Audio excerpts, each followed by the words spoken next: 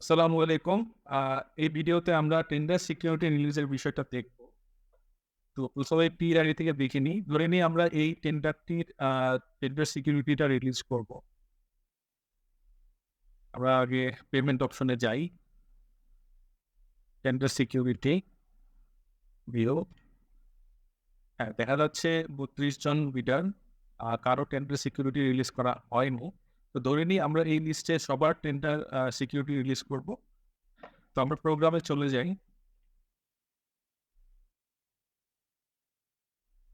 এখানে আমরা দিয়ে দিব টেন্ডার আইডি আর অ্যাকশন টাইপে সিলেক্ট করব টেন্ডার সিকিউরিটি রিলিজ।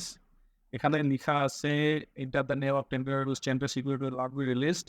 যদি একাধিক হয় তাহলে আমরা কমা এন্ড স্পেস দিয়ে সেগুলোকে আলাদা করব। তো ধরে নিই যে আমি এই ঠিকাদারের টেন্ডার সিকিউরিটি রিলিজ করতে চাচ্ছি না এই লিস্টে। তো এটার নামটা এখানে পেস্ট করব। কমা দিয়ে আরেকজনের নাম আমরা দিতে পারি। ধরে নিই যে এই ঠিকাদারের আমরা রিলিজ করতে চাচ্ছি না। এটা আমরা কমা দিয়ে একটা পেস্ট দিই। ওকে। চাইলে এখানে একাধিক নামও যুক্ত করা যাবে। ওকে। এটা দিয়ে দিয়েছি LTM।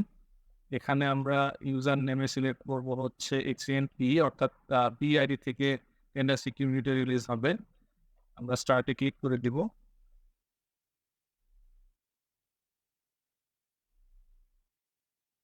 প্রসিডিউরটি শুরু হয়ে গেছে অলরেডি।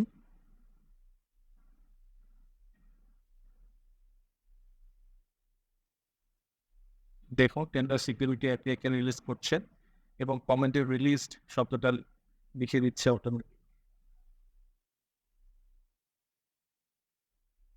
দেখুন এখানে আমরা এক্সেল ফাইলটাতে ক্লিক করলে উইন্ডোটা আবার চলে এসেছে।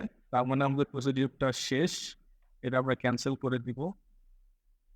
নিচে উইন্ডোটা এখনো দেখা যাচ্ছে। আমরা দেখি এখানে কি অবস্থা। এই যে আমরা যে দুজন ঠিকাদারের নাম কপি পেস্ট করে দিয়েছিলাম তাদের টেন্ডার সিকিউরিটি রিলিজ হয়নি। এছাড়া আর সবারই দেখছেন যে এখানে রিলিজ রিকোয়েস্ট আমরা চলে এসেছে আর কি।